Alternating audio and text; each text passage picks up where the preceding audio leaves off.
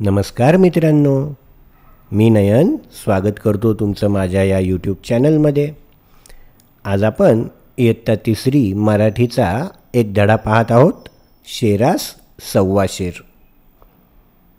शेरास सव्वा शेर ही एक म्हण आहे. म्हणजे बऱ्याचदा काही लोकांना वाटतं की मी खूप हुशार आहे किंवा मी खूप शक्तिशाली आहे, माझ्याकडं खूप पैसा आहे वगैरे वगैरे, अशा बऱ्याचशा ते त्या भ्रमात असतात. त्यांना वाटतं की यापेक्षा जास्त कोणाकडेच नाही. पण असं कधीच नसतं. जर कोणाला वाटत असेल मी खूप हुशार आहे, तर त्याच्यापेक्षाही कोणीतरी हुशार जेव्हा त्याला भेटतो तेव्हा ही म्हण वापरतात, शेरास सव्वा शेर. शेर म्हणजे छोटासा आणि सव्वा शेर त्याच्यापेक्षा थोडासा मोठा. शेरास सव्वा शेर. आपण हा धडा आणि त्या धड्यातले अवघड शब्द बघूयात आता. तर नाना काका. नाना काका हे या धड्यातले एक नायक, पिक्चरमध्ये हिरो असतो तसे. हा धडा या नाना काकांबद्दलचा आहे. नाना काका घुंगूर काठी आपटत आपटत शेताच्या बांधावरून फिरत होते. वाऱ्यावरून डोलणारी समोरची शेती पाहून ते आनंदाने डोलत होते. निबर सोन्यासारखे पिवळे भाताचे पीक, नंतर कापणी, झोडणी, मळणी आणि मग कणगीत पडेल वर्षभराची बेगमी, असा विचार त्यांच्या मनात येत होता. या परिच्छेदाचा आपण आता समजून घेऊयात. नाना काका घुंगूर काठी आपटत शेताच्या बांधावरून फिरत होते. शेत माहिती आहे तुम्हाला? तर त्या शेताच्या जिथून आपल्याला चालायला जागा असती, ज्यावरून पाणी दुसरीकडे जाणार नाही, थोडासा शेताच्या जमिनीपासून थोडा वर असलेला भाग, मग अशा बांधावरून ते नाना काका घुंगूर काठी आपटत फिरत होते. घुंगूर काठी, काठीला घुंगरं लावलेली. कशामुळं लावलं असेल बरं? काही प्राणी, काही जर त्या शेतात असतील तर ते या घुंगर काठीचा आवाज ऐकून घाबरून पळून जातील. म्हणून नाना काका ती घुंगूर काठी आपटत आपटत शेताच्या बांधावरून फिरत होते. वाऱ्यावरून डोलणारी समोरची शेती पाहून ते आनंदाने डोलत होते. त्यांची शेती खूप छान पिकलेली होती. ती वाऱ्यावर डोलत होती. वाऱ्यासह ते शेतातले पीक हालत होतं. भरपूर पीक दिसत होतं. त्यांना खूप आनंद होत होता. निबर सोन्यासारखे पिवळे भाताचे पीक, भात म्हणजेच तांदूळ त्यांनी त्या शेतात पिकवला होता. ते पाहून त्यांना खूप आनंद होत होता. इथं जो पीक शब्द आहे याला विलांटी दुसरी आहे, बरोबर ना? याचा अर्थ होतो आपलं शेतामधलं जे काय उगवलं आहे ते धान्य किंवा शेतातला माल. शेत त्याला म्हणतो आपण पीक. आणि जर याला पहिली विलांटी असती तर पीक, तर पहिल्या विलांटीचा जर पीक असता तर त्याचा अर्थ झाला असता कोकिळा. लक्षात ठेवा. नंतर कापणी, झोडणी, मळणी आणि मग कणगीत पडेल वर्षभराची बेगमी, असा विचार त्यांच्या मनात येत होता. इथं शेतातले काय काय करतात, पीक आल्यानंतर काय काय कामं असतात ते सांगितलं आहे. आणि मग कणगीत पडेल, मग पोत्यामध्ये भरल्या जाईल वर्षभराची बेगमी.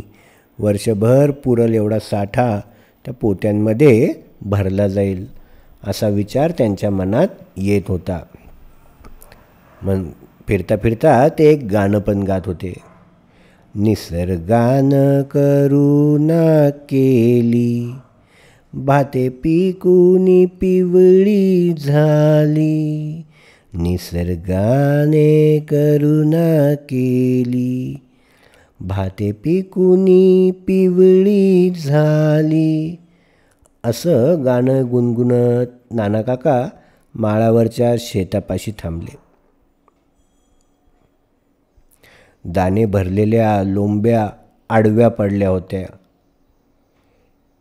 शेताची नासाडी चालू होती. शेतावर उंदीर मामा कोपले होते. नानाकाकांनी एक प्रयोग करण्याचे ठरवले. त्यांनी शेताजवळच्या माळावर एक मोठा गोल खड्डा खणला. त्या खड्ड्यात पत्र्याचे एक मोठे पिंप ठेवले. ते अर्धे अधिक पाण्याने भरले. त्याच्या मोकळ्या तोंडावर एक तर्फेसारखी हलकी लांब फळी बसवली. पिंपावरच्या फळीच्या टोकाला तळलेली भजी ठेवली. अंधार पडला आणि नानाकाका शेतावरून घरी आले. नानाकाका जेव्हा शेतामध्ये फिरत होते, फिरता फिरता ते गाणे गुणगुणत फिरत होते आणि माळावर थोडंसं उंच जागेवर शेतापाशी ते थांबले. जे पीक भरलेलं होतं छान पिवळं, त्याचे दाणे भरलेल्या लोंब्या, त्यांचे जे कणसं होते ते कणसं आडवे पडले होते. सगळे रोप, सगळं ते पीक बरंचसं आडवं झालं होतं. ते जे रोपं होते ते जमिनीला चिटकले होते, पडले होते. शेताची नासाडी चालू होती. कोण करत होते ही नासाडी? तर त्या शेतावर उंदीर मामा कोपले होते. कोपणे म्हणजे खूप जास्त राग येणे, रागाने खूप काहीतरी विध्वंस करणे, सगळं तोडून फोडून टाकणे. त्यावेळेस कोपणे हा शब्द वापरतात. उंदीर मामा कोपले होते. उंदीर मामाला त्या शेताचा राग आला होता का? त्यांनी का बरं सगळं तोडलं असेल ते? कारण त्यांना ते धान्य खायचं होतं. नानाकाकांनी मग एक प्रयोग करण्याचे ठरवले. त्यांनी शेताजवळच्या त्या माळावर एक मोठा गोल खड्डा खणला. त्या खड्ड्यात पत्र्याचे एक मोठे पिंप ठेवले. ड्रम ठेवला. ते अर्ध्यापेक्षा थोडंसं जास्त पाण्याने भरले. त्याच्या मोकळ्या तोंडावर एक तर्फेसारखी हलकी लांब फळी बसवली. पिंपावरच्या फळीच्या टोकाला तळलेली भजी ठेवली. पिंपावर जी टोक होतं त्या फळीचं तिथं भजी ठेवली, तळलेली छान खमंग. अंधार पडला आणि नानाकाका शेतावरून घरी आले. सर्वत्र सामसूम झाल्यावर उंदरांची टोळी बाहेर पडली. जेव्हा सगळे घरी गेले असतील, झोपले असतील, शांत वातावरण, अजिबात आवाज नाही, अशा वेळेस हे उंदीर जिथं कुठं लपलेले होते शेतात तिथून ते बाहेर पडले. पिकावर ताव मारायला नेहमीप्रमाणे. तळलेल्या भज्यांच्या खमंग वासाने सर्वच उंदीर त्या पिंपापाशी धावत आले.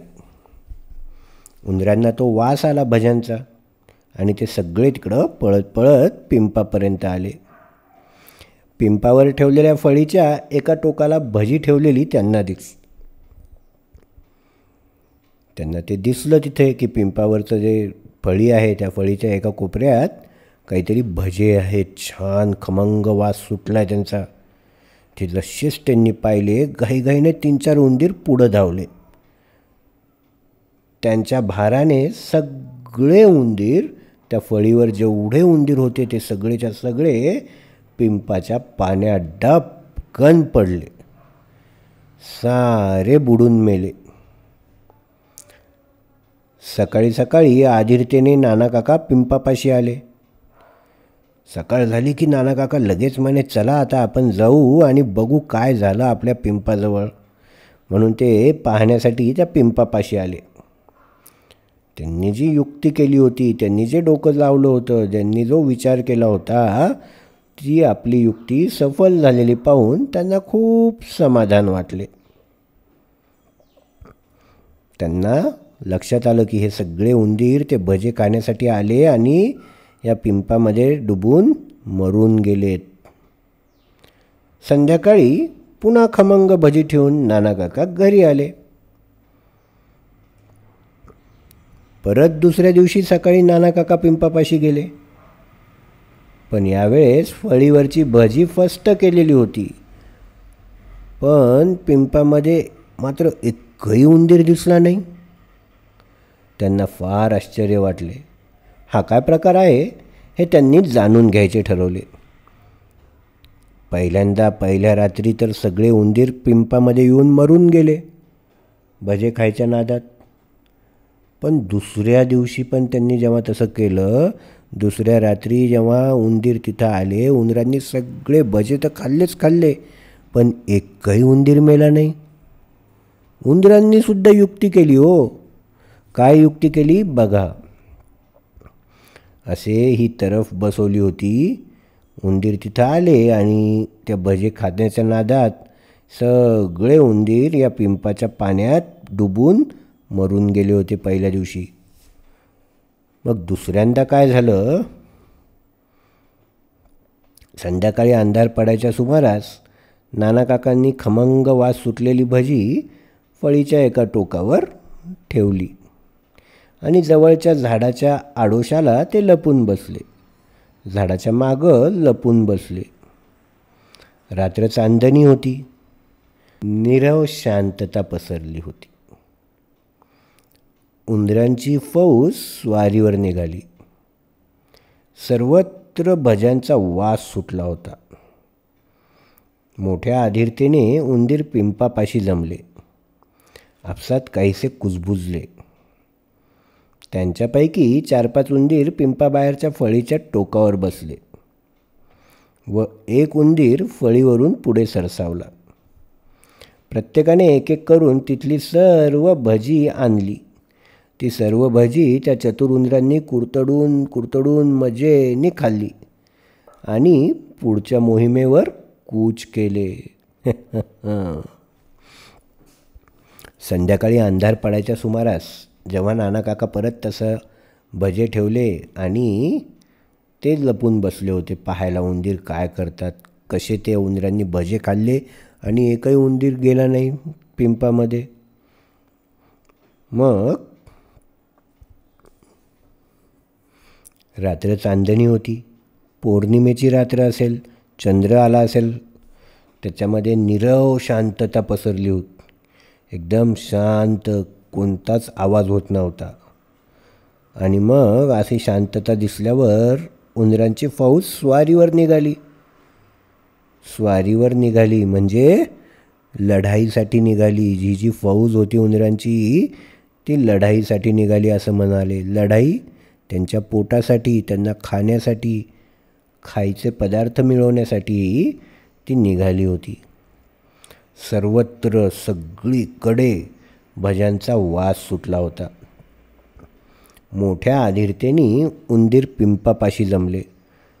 वास आल्यामुळं सगळे या पिंपाच्या जवळ आले. पुढं नाही गेले, पण हे मागे पिंपाच्या जवळच थांबले आणि आपसात काहीसे कुजबुजले. त्यांनी पण त्यांच्यातल्या त्यांच्यात काहीतरी युक्ती केली, ठरवलं. काय ठरवलं तर त्यांच्यापैकी 4-5 उंदीर पिंपाबाहेरच्या फळीवर, जिथं हे जमिनीला जी फळी लावलेली होती तिथं थांबले. त्या टोकावर बसले व एक उंदीर फळीवरून पुढे सरसावला आणि त्यातलाच एक उंदीर हळूहळू पुढे आला. प्रत्येका वेळेस एक आला, त्यांनी एक भजा घेऊन पुढे गेला. दुसरा आला, दुसरा भजा घेऊन गेला. असे सगळे भजे त्यांनी त्या पिंपापासून दूर मोकळ्या जमिनीवर आणून ठेवले. प्रत्येकाने एक एक करून तेथील सर्व भजी आणली. ती सर्व भजी त्या चतुर उंदरांनी कुरतडून कुरतडून मज्जेने खाल्ली.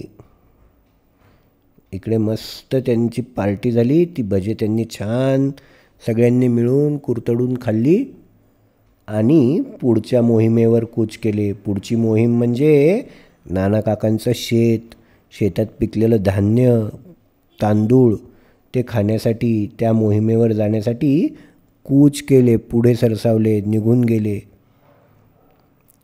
शेरास सव्वा शेर भेटलेल्या त्या चतुर उंदीर मामांची युक्ती पाहून नाना काकांनी मात्र आपल्या कपाळावर हात मारून घेतला. कपाळावर हात मारून घेतला म्हणजे त्यांना वाईट वाटलं की त्यांची युक्ती सफल झाली नाही. उंदरांनी त्यांच्यापेक्षा जास्त डोकं लावलं. उंदरांनी त्यांच्या युक्तीवर मात केली. म्हणजेच नाना काका शेर तर उंदीर सव्वा शेर. नाना काकांना शेरास सव्वा शेर भेटलेले ते उंदीर फार त्यांना वाईट वाटलं. त्यांनी डोक्यावर, त्यांच्या कपाळावर हात मारून घेतला. असा हा धडा. या धड्याचे लेखक आहेत पॉल रुमाव. पॉल रुमाव यांनी हा धडा लिहिलेला आहे. याचे काही शब्दार्थ त्यांनी दिलेत. निबर म्हणजे जुनं, काढणीस आलेलं पीक, जे पूर्ण पिकलेलं आहे, पूर्ण तयार झालेलं पीक, त्याला म्हणतात निबर. बेगमी म्हणजे साठा. कोपणे, रागवणे. तरफ, टेकू दिलेली लाकडी फळी. लाकडी फळी जिला टेकू दिला आहे, जिला एका बाजूला मध्यभागी कुठं ती फळी कशावर तरी ठेवली, म्हणजे जर इकडे वजन वाढलं तर ती इकडे झुकेल, इकडच्या साईडला वजन वाढलं तर ती इकडे राहील, अशी ती टेकू दिलेली लाकडी फळी. सामसूम होणे म्हणजे शांतता पसरणे, शांत वातावरण. अधीर होणे, उत्सुक होणे, खूप काय झालं असेल ते पाहण्यासाठी खूप उत्सुकता वाढणे. फस्त करणे म्हणजे संपवणे. नीरव, कसलाही आवाज नसलेले शांत वातावरण. कुजबुजणे म्हणजे हळूहळू बोलणे, त्यांच्यातल्या त्यांच्यातच आवाज येईल असं बोलणे. कूच करणे म्हणजे निघणे, पुढे जाणे, एक काम संपवून दुसऱ्या कामाकडे जाणे, त्याला म्हणतात कूच करणे. कपाळावर हात मारणे. निराश होणे, वाईट वाटणे, दुःखी होणे. आपण दुःख झाल्यावर, आपल्याला काही वाईट वाटल्यावर आपला आपसुकच आपोआप आपला हात कुठं जातो? आपल्या कपाळावर. अरे असं झालं का ते? अरे. तर हे शब्दार्थ या धड्याच्या खाली आहेत. या पुढच्या व्हिडिओमध्ये आपण आणखी काही शब्दार्थ आणि प्रश्न उत्तरं घेऊन येणार आहोत. लवकरच भेटूयात या धड्याचे शब्दार्थ आणि इतर प्रश्न उत्तरं घेऊन.